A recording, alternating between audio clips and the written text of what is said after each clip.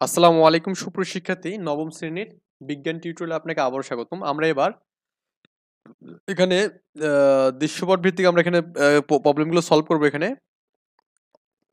প্রথম যে কোশ্চেনটা বলা আছে দেখুন, এখানে নিউটনের গতির প্রথম সূত্র ব্যবহার করে বস্তুর জড়তা এবং বলের গুণগত ধারণা ব্যাখ্যা করো। এখানে এরকম কোশ্চেন কিন্তু আমাদের আসতে পারে এখানে। ওকে, সো আমরা একটু আলোচনা করি। এখানে গতি ও মানে স্থিতি ও গতির বিশেষ অবস্থা যখন পরিপার্শ্ব বা পর্যবেক্ষকের সাপেক্ষে বস্তুর অবস্থান অবরুদ্ধ থাকে, গতির প্রথম সূত্র অনুযায়ী বাহ্যিক বল প্রয়োগ ব্যতিরেকেই বস্তুর গতির আচ্ছা বস্তুর গতির অবস্থার পরিবর্তন ঘটে না। অর্থাৎ বাহির থেকে বল প্রয়োগ ব্যতীত কোনো বস্তুর অবস্থার পরিবর্তন কখনো ঘটা সম্ভব না। আর তা হলো হচ্ছে আমাদের বল। ওকে, স্থির বস্তুকে গতিশীল করতে এবং গতিশীল বস্তুকে গতির পরিবর্তন করতে বল প্রয়োগ করতে হয়। আর এটি হচ্ছে আমাদের কি বলের গুণগত ধারণা। ওকে, আচ্ছা। আর বস্তুর যে ধর্ম বা প্রবণতা দরুন বল প্রয়োগ ব্যতীত এর গতির অবস্থার পরিবর্তন ঘটে না, তা হলো আমাদের জড়তা। তো বস্তুর জড়তা এর ভরের সমানুপাতিক, অর্থাৎ ভর বেশি হবে তার অবস্থার পরিবর্তন তত বেশি বলের প্রয়োজন হবে এখানে। ওকে, আচ্ছা। গতি জড়তা আমরা কাকে বলি? এখানে আমরা জানি গতির কারণে যে জড়তা হয় এখানে। তো চলন্ত ট্রেন থেকে নামার চেষ্টা করলে তুমি কেন সামনের দিকে আছড়ে খেয়ে যাও এখানে? তো এখানে বলছে কোনো গতির কোনো গতিশীল বস্তুর নিজস্ব অবস্থায় বজায় রাখতে চাওয়ার প্রবণতাকে আমরা গতি জড়তা বলবো। এখানে চলন্ত ট্রেন থেকে নামার চেষ্টা করলে গতি জড়তার কারণে আমি সামনের দিকে আছড়ে খেয়ে পড়বো। চলন্ত ট্রেনে থাকা অবস্থায় আমার শরীর পুরোটাই গতিশীল থাকে, কিন্তু যখন আমি চলন্ত ট্রেন থেকে নামার জন্য মাটিতে পা দেই, তখন আমার শরীরের নিচের অংশ স্থির হয়ে যায়, তাই না? কারণ মাটিতে তো স্থির এখানে। কিন্তু গতি জড়তার কারণে শরীরের উপর অংশ কি থাকে এখানে? গতিশীল থাকে এখানে। আর এই কারণে আমি চলন্ত ট্রেন থেকে নামার সময় সামনের দিকে আছড়ে পড়ে যাই। মাটির পাটা আমাদের স্থির, কিন্তু উপর অংশটা গতিশীল এখানে। ক্লিয়ার? এই কারণে আমি আছড়ে উপর থেকে পড়ে যাই এখানে, এরকম বিষয় বলছে। এরপরে বলছে এখানে দেখুন, জড়তার কিছু অসুবিধা ব্যাখ্যা করতে বলছে। জড়তা আমাদের নানা কাজে অসুবিধা সৃষ্টি করে থাকে। যেমন দৌড়ানোর সময় আমরা হঠাৎ করে কোনো জায়গায় থামতে চাইলেও গতি জড়তার কারণে আমরা থামতে পারি না। এই ক্ষেত্রে আমরা কোথাও হঠাৎ করে থামতে গেলে শরীর নিয়ন্ত্রণ হারিয়ে ফেলি। এই জন্য কিন্তু দৌড় প্রতিযোগিতার সময় দেখবেন যে সে দৌড়ানো শেষ হওয়ার পরও আস্তে আস্তে দৌড়াতে দৌড়াতে থাকতেছে এখানে। অনেক সময় রাস্তায় গাড়ি চলাচলের ক্ষেত্রে রাস্তার মাঝে হুট করে যে কোনো মানুষ অন্য কিছু চলে আসলে গতি জড়তার কারণে সে ব্রেক করে সাথে সাথে কিন্তু থামানো সম্ভব না, এতে করে দুর্ঘটনা ঘটে। হ্যাঁ, কোনো স্থির বস্তুর ভর অনেক বেশি হলে স্থির জড়তার কারণে একে গতিশীল করতে অনেক বেশি কি আমাদের বেগ লাগে বা অনেক বেশি শক্তি লাগে এখানে। এটা আমাদের একটা কি অসুবিধা। 4 নম্বর কোশ্চেনটা দেখুন কি বলছে এখানে, দৈনন্দিন জীবন থেকে 3টি গতি জড়তা এবং 2টি স্থিতি জড়তা নিয়ে কাজ করতে বলছে। আমরা এখানে 3টা গতি জড়তা নিয়ে প্রথমে কাজ করি। চা কফি বানানোর সময় চামচ নাড়ানো বন্ধ করে দিলেও গতি জড়তার কারণে কারণে সাথে সাথে চা কফিন ঘূর্ণন বন্ধ হয়ে যায় এখানে। ফ্যানের সুইচ বন্ধ করলেও গতি জড়তার কারণে ফ্যান কিছুক্ষণ কি ধীরে ধীরে বন্ধ হয়ে যায় এখানে ঘুরে। দীর্ঘ লাম্প প্রতিযোগিতায় একজন কি খেলোয়াড় কিছুটা দৌড়ে এসে কি লাভ দেয়, যাতে করে কি গতির কারণে সে সামনের দিকে বেশি দূর যেতে পারে এখানে, তাই না? গতিশীল গাড়ি হঠাৎ ব্রেক করলে যাত্রী সামনের দিকে ঝুলে পড়ে। এখানে অনেকগুলো এক্সাম্পল দিয়ে দিচ্ছে এখানে। আবার স্থির জড়তা হচ্ছে কার্পেট বা পাপোশকে লাঠি দিয়ে পিটালে কিন্তু এর থেকে কি লেগে থাকা ধুলাগুলো বের হয়, এটা আমাদের স্থির জড়তার কারণে হয়ে যায়। আবার স্থির গাড়ি হঠাৎ চলতে শুরু করলে যাত্রী পেছনের দিকে কি হেলে পড়ে আর কি। এটা আমাদের অ্যান্সার হবে। তো বলছে নিউটনের গতির দ্বিতীয় সূত্র হতে প্রথম সূত্রের প্রতিপাদন করতে বলছে এখানে। তো নিউটনের গতির দ্বিতীয় সূত্র হতে আমরা পাই বস্তুর ভরবেগের পরিবর্তনের হার এর উপর প্রযুক্ত বলের সমানুপাতিক। তাহলে ভরবেগের পরিবর্তন হচ্ছে আমাদের এখানে M V minus M U আর টি, এটা হচ্ছে প্রযুক্ত বলের সমানুপাতিক। তো এখান থেকে আমরা পাই এখানে এফ ইকুয়াল টু এম এ। আবার এ বলতে কি V minus you by T, এখানে ভি মাইনাস এ মানে আমরা কি জানি এখানে V minus you by T, এটা ত্বরণ বেগের পরিবর্তন হার। তাহলে আমাদের এখানে আর আর গুণ করলে কি M equal to M into V minus U, আর এখানে এফ টি হবে এখানে। বাহ্যিক বল প্রযুক্ত না হলে আমাদের কি হবে এখানে, এই এফ ইন্টু টি মানে শূন্য হবে, তার মানে M into V minus U কি শূন্য হবে এখানে। ওকে, আচ্ছা। তাহলে এই মানটা পুরোটা আমাদের শূন্য হবে, এবং এই ক্ষেত্রে আমাদের আদিবেগ এবং শেষ বেগ সমান থাকবে। আদিবেগ এবং শেষ বেগ সমান থাকে মানে কি বলতো, আগে যেরকম ছিল সেরকমই আর কি থাকবে। অর্থাৎ বাহ্যিক বল প্রয়োগ না করলে স্থির বস্তু স্থির থাকবে এবং গতিশীল বস্তু চিরকাল গতিশীল অবস্থায় থাকবে। এটা হচ্ছে নিউটনের প্রথম সূত্র। আচ্ছা, এটা আমাদের করার দরকার নেই, পরে ম্যাথটা একটু সলভ করি, 7 নাম্বারটা। 50 কেজি ভর মানে এখানে এম এর মান দেওয়া আছে, এখানে একটা কত বল প্রয়োগ করলে, কত বল মানে আমাদের বলটা বের করতে বলছে, এর ত্বরণ আমাদের এখানে দেওয়া আছে, ত্বরণ মানে এ, আমরা জানি এফ ইকুয়াল টু এম এ, এর মান দেওয়া আছে 50, এর মান 4, মানে 200 নিউটন বল প্রয়োগ করতে হবে এখানে। একটা বালক মানে বলছে এখানে 50 নিউটন বল, তাহলে আমাদের এখানে এটা এফ এর মান দেওয়া আছে বল, এত কেজি ভর মানে এম এর মান দেওয়া আছে, বলছে এখানে বাক্সের ত্বরণ কত, আমরা জানি এফ ইকুয়াল টু কি জানি এম এ জানি এখানে, বা এ ইকুয়াল টু কি এফ বাই এম লেখা যাবে। তো এফ এর মান কত এখানে 50/20 মানে কি 2.5 হবে, এখানে ক্যালকুলেশন করে দেখবেন। তো এরপরে আমরা পরের ম্যাথটা আমরা করি ইনশাল্লাহ, আমরা এটাও শেষ করব। মিশেল স্টাকের আনুভূমিক কি এত বেগে, মানে এত বেগে, এটা বেগ দেওয়া আছে, আনুভূমিকভাবে এত ছোড়া বলকে ক্রিস গেইল ব্যাট দিয়ে আঘাত করায়, পর বলটি এত বেগে আনুভূমিক বেগে কি গেইলের ঠিক বিপরীত পাশে ফিল্ডারের হাতে পৌঁছায় এখানে। ওকে, তার মানে এই বলে হচ্ছে কি আঘাত করতেছে এখানে, এবং তার উল্টা পাশে আমাদের এই বলে কিন্তু যাচ্ছে এখানে। ক্লিয়ার? আচ্ছা, বল এবং ব্যাটের সংঘর্ষে স্থায়িত্বকাল সময় দেওয়া আছে, এখানে কি দেওয়া আছে, সময় দেওয়া আছে। ওকে, আর এখানে বলের ভর দেওয়া আছে, এখানে এম দেওয়া আছে, সময় আছে এখানে, তারপরে এখানে দেখুন এটা আদি বেগ দেওয়া আছে, শেষ বেগ দেওয়া আছে এখানে, তাই কি না? তো একটা আমাদের বিয়োগ হবে, একটা যোগ হবে, কারণ কি দেখুন যেটা মানে এটা কিন্তু বিপরীত দিকে হচ্ছে, এখানে বলে দেওয়া আছে এখানে, হ্যাঁ ঠিক বিপরীত দিকে, বিপরীত দিক মানে কি আমাদের এই বলটা আমাদের যেভাবে যাচ্ছে, যদি এটা যে এদিকে যায় এই বেগটা, ঠিক এর উল্টা দিকে আমাদের এটা যাচ্ছে, তার মানে এখানে এটা যে আমাদের 42 পজিটিভ হয়, এটা মাইনাস কি আমাদের 20 নেগেটিভ হবে এখানে।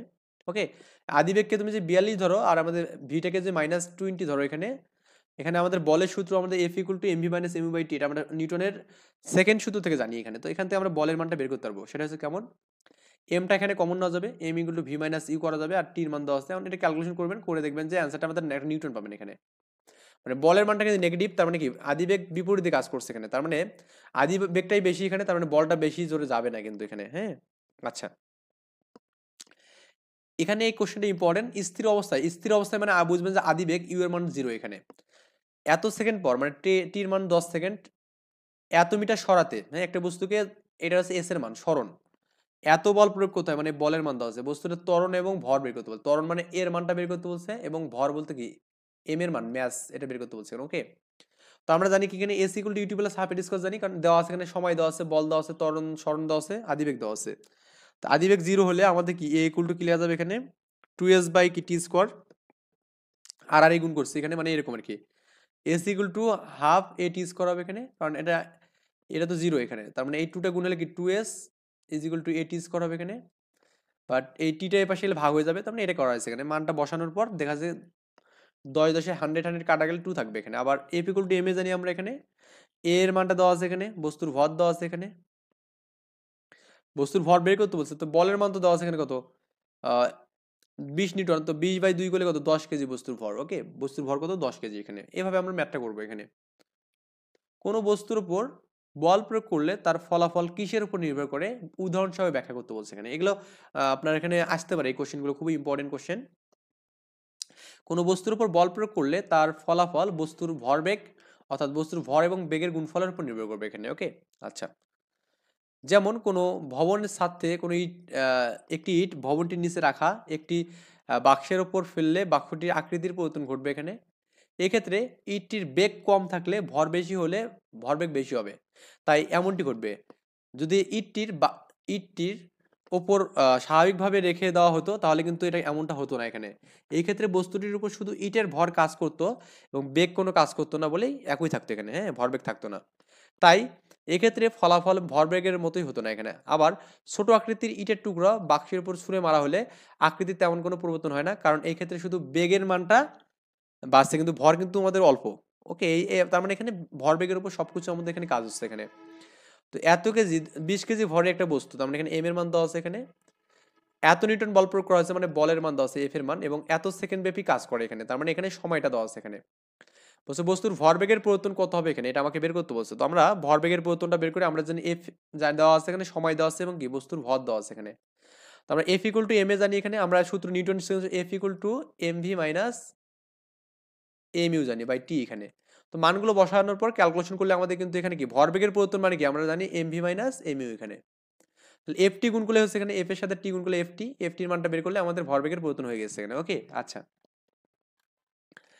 এরপর দেখুন আমাদের আরেকটা ম্যাথ আছে এখানে দেওয়া আছে সুজন 300 গ্রাম ভরের একটি বলকে গ্রাম আছে এটাকে কেজিতে করবেন। তো 300 কে আপনি যদি 1000 দ্বারা ভাগ করে দেন এখানে, তাহলে এটা আমাদের কেজিতে রূপান্তর হবে এখানে। ওকে, তো 300 কে 1000 দ্বারা ভাগ করে দিলে মোটামুটি আমাদের এখানে 0.3 পাবো আর কি। ওকে, এই 0 কাটা যাবে এখানে।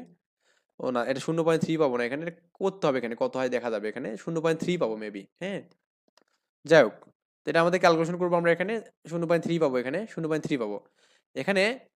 আনুভূমিকভাবে একটি দেওয়ালের দিকে এত বেগে ছুঁড়ে মারলো এখানে, তো এই দেওয়ালের দিকে এত বেগে ছুঁড়ে মারছে, তাই বেগ এখানে। হ্যাঁ, দেওয়ালে ধাক্কা পেয়ে বলটি সুজনের কাছে আবার এত বেগে ফিরে আসছে, মানে এখানে একটা আদি বেগে এখন দেওয়া আছে ইউ এর মান। আবার যেহেতু আমাদের দেওয়ালে ধাক্কা খেয়ে আবার এ পাশে যখন যাচ্ছে তখন আমাদের বেগটা কত এখানে 5 মিটার সেকেন্ড বাস 1। তখন আবার যখন ফিরে যাচ্ছে তখন আমাদের উল্টো দিকে, তার মানে এটা কি -3 মিটার সেকেন্ড বাস 1 হবে এখানে। ওকে, আচ্ছা, আমরা জানি ভরবেগের পরিবর্তন হচ্ছে এমভি মাইনাস এমইউ জানি এখানে, তার মানে এমভি মাইনাস এমইউ এই ভর হচ্ছে 300 এখানে ইন্টু 10⁻³ অ্যান্ড -3, এবং এই যে ভি এর মান হচ্ছে -3 আর ইউ এর মান -5 এখানে। ওকে, -8 হবে, তো এই দুটো গুণ করলে আমাদের যেটা হবে 2.5, এটা মাইনাস আর কি। ওকে, ভরবেগের পরিবর্তন নেগেটিভ হবে এখানে, কি হবে এখানে নেগেটিভ হবে এখানে। আচ্ছা,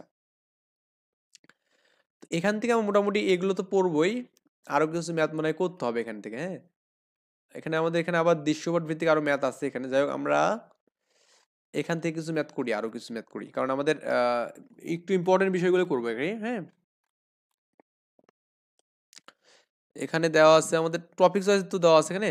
মৌলিক বল কাকে বলে? আমরা কিন্তু মৌলিক বলের ডেফিনেশন জানি, যে যে বল অন্য কোনো বলের সাহায্যে তৈরি হয় না, বরং অন্য সকল বল এইসব মৌলিক বলের প্রকৃতি ব্যাখ্যা করতে বলছে এখানে। তো আমরা এখান থেকে একটু দেখবো এখানে। ওকে, আচ্ছা, আমরা এখানে মৌলিক বল বই থেকে পড়ছিলাম এখানে মৌলিক বল কাকে বলে। মহাকর্ষ বল এবং তড়িৎচুম্বক বল আমরা কি বলতে কি বুঝি? মহাকর্ষ বল আমরা কি বলতে এখানে মহাবিশ্বের যে কোনো দুটি বস্তুর মধ্যে যে আকর্ষণ সেটা হচ্ছে মহাকর্ষ বল। এই বলের কারণে গ্যালাক্সির ভিতরে নক্ষত্র ঘুরপাক খায় এবং সূর্য ঘিরে পৃথিবী ঘোরে, আবার পৃথিবীকে ঘিরে চাঁদ ঘোরে, এভাবে কিন্তু আমাদের চলে। আবার তড়িৎচুম্বক বল হচ্ছে কি তড়িৎ বল এবং চুম্বক বলের পরস্পর একটি ধরনের বিরাজমান বল, এদের ক্ষেত্রে এদেরকে একত্রে কি তড়িৎচুম্বক বল বলে এখানে। এটা আধানের কারণে ঘটে অ্যাকচুয়ালি। ওকে, যাই হোক, পড়ে নেবেন এটাও।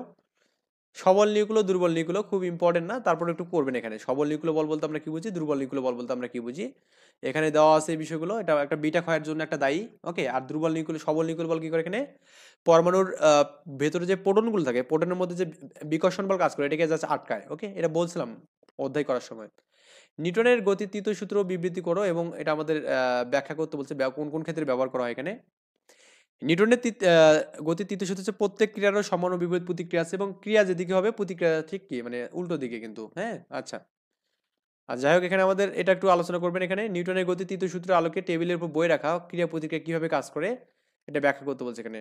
টেবিলের উপর বই রাখা একটি ক্রিয়া ও প্রতিক্রিয়া বলের উদাহরণ। টেবিলের উপর রাখা কোনো বই যখন টেবিলের উপর ক্রিয়া করে তখন নিউটনের গতির তৃতীয় সূত্র অনুযায়ী টেবিলের বাইরে থেকে প্রতিক্রিয়া বল কাজ করে, এতে করে বই টেবিলের উপর স্থির থাকে।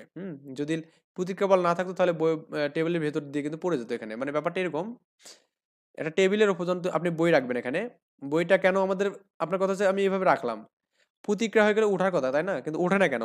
অ্যাকচুয়ালি কেন ওঠে না আমি বলতেছি। এই বইয়ের একটা আমাদের ওয়েট আছে, ওয়েট হচ্ছে W=mg।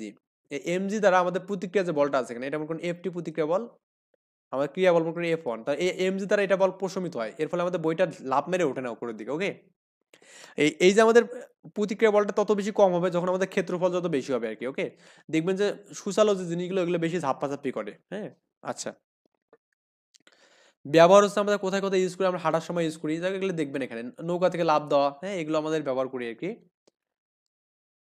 ক্যারাম বোর্ডের স্ট্রাইকার এখানে আলোচনা করা হচ্ছে, যাই হোক ওটা করবেন আপনারা। এখানে মহাকর্ষ এবং বল, এই মহাকর্ষ এবং বল নিয়ে কথা বলি একটু।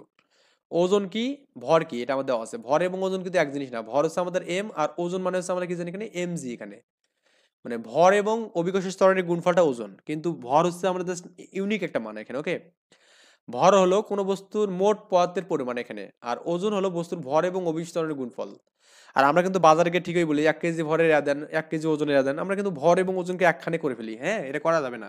আচ্ছা, তো আমাদের ভর কোনো স্থানে নির্ভর করবে না, মানে ভর পৃথিবীর যে কোনো জায়গাতে যান আপনি, ভরের মানটা কিন্তু এখানে সব জায়গাতে কি পাবেন এখানে বলুন তো, এখানে একই পাবেন এখানে। কিন্তু ওজনের মানটা আমরা জানি পৃথিবীর চাপটা এরকম গোলাকার, তো এই জন্য আমাদের কখনো কখনো মেরু অঞ্চলে আমাদের জির মানটা বেড়ে যায় এবং বিষুবীয় অঞ্চলে কমে যায় এখানে, এর ফলে এখানে ওজনের মানটা কিন্তু কম বেশি হয়। তার মানে ওজনের মানে কম বেশি হয়, কিন্তু ভরের কখনো কম বেশি হয় না।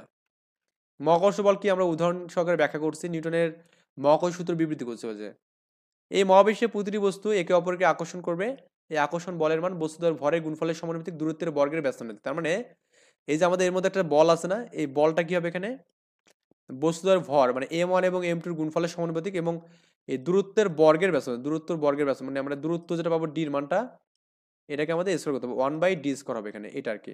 তো এই দুটোকে কম্পেয়ার করলে আমরা এখানে একটা সূত্র পাবো, এখানে একটু সূত্রটা দেওয়া আছে এখানে যে F ইকুয়াল টু পাবো এখানে F equal to g into m1 m2/d²।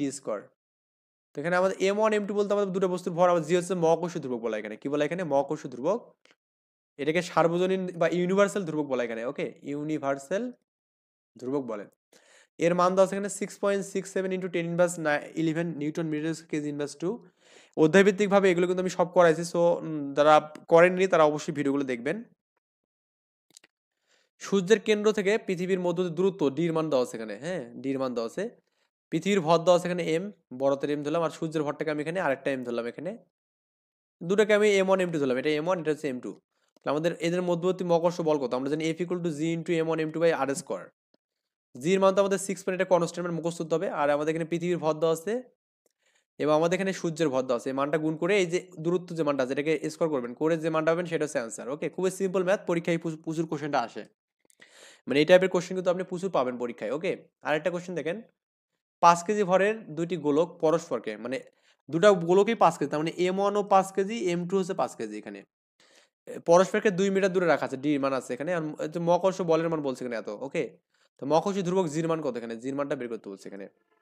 আমরা F ইকুয়াল টু gmm/r² জানি এখানে, তার মানে এখানে আর আর এই গুণগুলো কি হবে এখানে fd² ইজ ইকুয়াল টু কি gm1 m2 এখানে, তার মানে জির মানটা সাইড করলে কি আমাদের fd²/m1 m2 হবে এখানে। ওকে মানটা বসাবেন এখানে, এই যে f এর মানটা এখানে দেওয়া আছে, d এর মানটাকে 2 দেওয়া আছে, 2 এর উপর স্কয়ার 4 হবে, 5 5 25, এটা ক্যালকুলেশন করে দেখবেন 6 পয়েন্ট এই মানটাই পাবেন এখানে। ওকে আচ্ছা তো এই আর কি বিষয়াদি, আমরা এগুলো করলেই হবে মোটামুটি ইনশাল্লাহ আমরা পারবো। পৃথিবী কেন সূর্যকে কেন্দ্র করে ঘোরে? গোলাকার পৃথিবীর উপর কোনো থেকে কোনো কিছু থেকে পড়ে না কেন, মানে গোলাকার পৃথিবী যেটা আমাদের আছে এখান থেকে কোনো কিছু উপরে পড়ে যায় না কেন, এটা আমাদের একটা কোশ্চেন হতে পারে, সবার মনে একটা খুঁতখুত করে এই কোশ্চেনটা আমরা এখন দেখবো। এখানে চাঁদ কিভাবে পৃথিবী কক্ষপথ আটকে থাকে? প্রথম অ্যান্সার, পৃথিবীর সূর্যকে কেন্দ্র করে ঘোরে, হ্যাঁ মহাকর্ষ বল এর কারণে পৃথিবী সূর্যকে কেন্দ্র করে ঘোরে। আমরা জানি মহাকর্ষ বলের পাল্লা অসীম পর্যন্ত বিস্তৃত এবং সূর্যের অধিক ভরের কারণে এই মহাকর্ষ বল প্রভাব বেশি থাকে এখানে। পৃথিবী সহ সৌরজগতের অন্যান্য গ্রহের এই মহাকর্ষ বলের প্রভাবে সূর্যকে মানে কেন্দ্র করে ঘোরে আর কি। পৃথিবীর উপর থেকে কোনো কিছু পড়ে যায় না কেন? পৃথিবীও তার নিজস্ব মহাকর্ষ বলের ক্ষেত্র পড়ে এখানে, এবং পৃথিবীর মহাকর্ষ বল এর উপর অবস্থিত সকল বস্তুকে তার কেন্দ্রের দিকে আকর্ষণ করে। কোন দিকে করে? কেন্দ্রের দিকে। তো কেন্দ্রের দিকে আকর্ষণ করলে কি আমরা কি উপর দিয়ে সিটকে বলবো না কেন্দ্রের দিকে যাওয়ার ট্রাই করবো? কেন্দ্রের দিকে এটাই বলছে। পৃথিবীর ঘূর্ণনের ফলে সৃষ্ট কেন্দ্রমুখী বল পৃথিবীর থেকে বস্তু দূরে ঠেলে দেয় এখানে বা চেষ্টা করে। মহাকর্ষ বল এই কেন্দ্র বিমুখী বলের মধ্যে এই ভারসাম্য রাখার জন্য আমাদের কোনো কিছু পড়ে যায় না আর কি। ওকে তারপরে এগুলো পড়বেন আর কি। আরেকটা ম্যাথ করা আছে এখানে, আমাদের এখানে ওই জির মান দেওয়া আছে এখানে, পৃথিবীর ব্যাসার্ধ আর এর মান দেওয়া আছে এখানে, আমরা বলছে ভর কত এখানে পৃথিবীর ভর আমরা জানি জি ইকুয়াল টু gm/r², এটা সূত্র জানি। তো এমটা আর আর গুণ করলে কত হবে এখানে gm ইকুয়াল টু gr² হবে এখানে, তো এম ইকুয়াল টু কি লেখা যাবে এখানে gr² কি জি লেখা যাবে এখানে, মানগুলো বসায় দিয়ে ক্যালকুলেশন করলে আমাদের অ্যান্সারটা হয়ে যাবে আর কি। ওকে আচ্ছা এগুলো কিন্তু আমাদের অধ্যায়ভিত্তিক ম্যাথমেটিক্স আর কি। যাই হোক আপনারা যারা ভিডিওগুলো করতেছেন হ্যাঁ তাদের কাছে অবশ্যই এগুলো ভালো লাগবে আর কি। হ্যাঁ তো এখানে এই কোশ্চেনটা ইম্পর্টেন্ট, কোনো বস্তু পানিতে বা অন্য কোনো তরলে ডুবা বা ভাসা কিসের উপর নির্ভর করে ব্যাখ্যা করতে বলছে এখানে। তো কোনো বস্তু বা পদার্থ টুকরো পানিতে বা অন্য কোনো তরলে হলে সেটা ডুববে নাকি ভাসবে সেটা নির্ভর করে কার উপর বলতে ঘনত্বের উপর। যদি এর ঘনত্ব পানির ঘনত্বের থেকে কি বেশি হয় এখানে তবে বস্তুটা ডুবে যাবে, আর কম হলে কি এটা ভেসে থাকবে আর কি। ওকে তবে যদি বস্তুর ঘনত্ব পানির ঘনত্বের সমান হয় তখন আমাদের কি সম্পূর্ণ নিমজ্জিত অবস্থা ভাসবে, মানে মানে মাথা দ্বারা শুধু দেখা যাবে এরকম পানি আছে মানে এভাবে ভাসবে আর কি। ওকে আচ্ছা এই আর কি বিষয়, ডিপেন্ড করবে ঘনত্বের উপর ডিপেন্ড করবে। ওকে আমরা কিছু ম্যাথ করি এখানে একটা চাপ থেকে, একটা চাপ অধ্যায় আর কি। ওকে তো এখানে একটা একজন ব্যক্তির হচ্ছে কি ভর দেওয়া আছে এখানে, এম এর মান দেওয়া আছে, তার জুতার তলার ক্ষেত্রফল দেওয়া আছে এখানে, এর মান দেওয়া আছে, চাপ কত আমরা জানি P equal to F by A. F মানে আমরা কি জানি এমজি, আর এখানে আমাদের এ, তো এই মানগুলো বসাবেন এখানে। এমজি এখানে একদম ডিরেক্ট বসাইছে, F W equal to weight, একই কথা। তো এটা বসালে 490 পাবেন এখানে। আর আমাদের এটা সেন্টিমিটার আছে, ওকে, 200 সেন্টিমিটার। এটাকে আমাদের মিটার করলে কত হবে এখানে? 200, আর সেন্টি মানে কি 10^2, আর এরপর স্কোয়ার করবো এখানে, আর মিটার স্কোয়ার করবো এখানে। তাহলে 200 ইন্টু 10^, কত 4 হবে, মিটার স্কোয়ার হবে এখানে। এটা হচ্ছে অ্যান্সার। এটা ক্যালকুলেশন করে যেটা হবে সেটা হচ্ছে আমাদের অ্যান্সার হবে আর কি। যাই হোক, পারবেন আশা করা যায়। নিচের পাত্রটির তলদেশের ক্ষেত্রফল দেওয়া আছে এখানে, এর মান দেওয়া আছে, আর চাপ দেওয়া আছে এখানে, পি এর মান দেওয়া আছে। বলছে এখানে প্রযুক্ত বল কত? আমরা পি ইকুয়াল টু এফ এ জানি, তারপরে এফ ইকুয়াল টু কি এপি জানি। তো এর মান এটা গুণ করলে আমাদের অ্যান্সারটা ডান, ওকে। আচ্ছা, এই বলছে এখানে 25 সেন্টিমিটার দৈর্ঘ্য, 15 সেন্টিমিটার প্রস্থ এবং কি এত সেন্টিমিটার উচ্চতা বিশিষ্ট একটি বস্তুর ভর দেওয়া আছে এখানে। আর বস্তুটি মেজের উপরে রাখলে মেজের উপর সর্বোচ্চ বা সর্বনিম্ন বল কত হবে এখানে?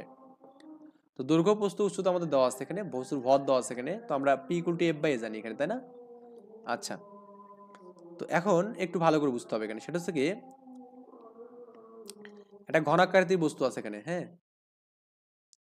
এই ঘনাকৃতির যে বস্তুটা থাকে এখানে, তাহলে আমাদের এর দৈর্ঘ্য, প্রস্থ, উচ্চতা নিয়ে কিন্তু তিন ভাবে কিন্তু রাখা যাবে এখানে একটা বস্তুকে।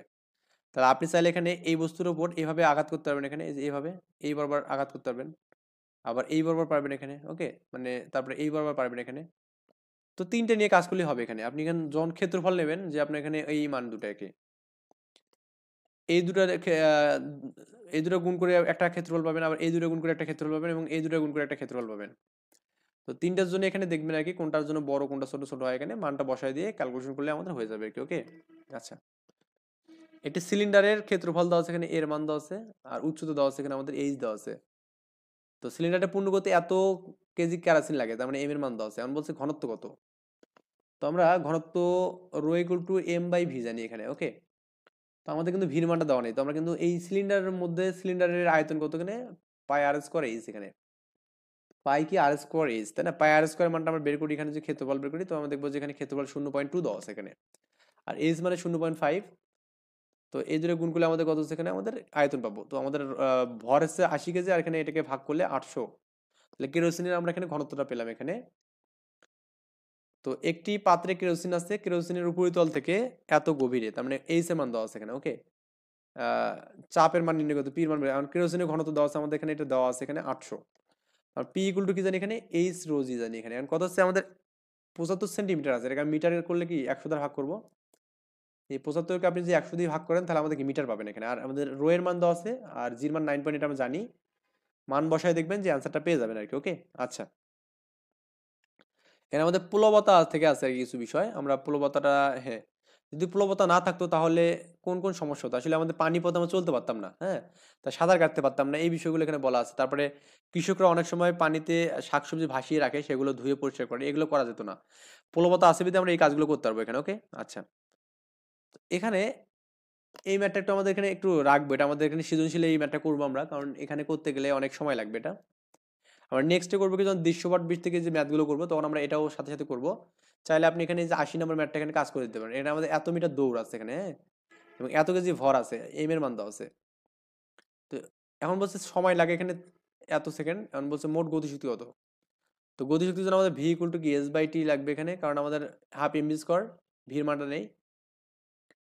আর এই মানটা যে আপনি বের করেন এখানে, ভি মানে কি দূরত্ব বাই সময়, দূরত্ব 100 বাই 12.5, তার মানে 8 হবে এখানে। মানটা দিলে 60 কেজি এখানে, আর বেগের মান হচ্ছে কত, 8 পেলাম, 8 আর 64, এটা কাটলে আমাদের 1920 পাবো এখানে, ওকে। গতিশক্তি পাবো এখানে 1920 আর কি। এইটা আমাদের এখানে পরন্ত বস্তুর ক্ষেত্রে শক্তি রূপান্তর ব্যাখ্যা করতে বলছে, এটা পড়বেন আর কি, ওকে। আচ্ছা, আমরা নেক্সট করবো কি, এখানে রচনামূলক করবো, আর আমাদের এখানে একটা কোশ্চেন থাকলে এই কোশ্চেন আমরা করবো। এটা একটু চিত্র দিয়ে দেখাতে হবে, তো কারণ চিত্র দিয়ে না দেখলে আপনি এটা বুঝবেন না, এই আর কি বিষয় দিয়ে।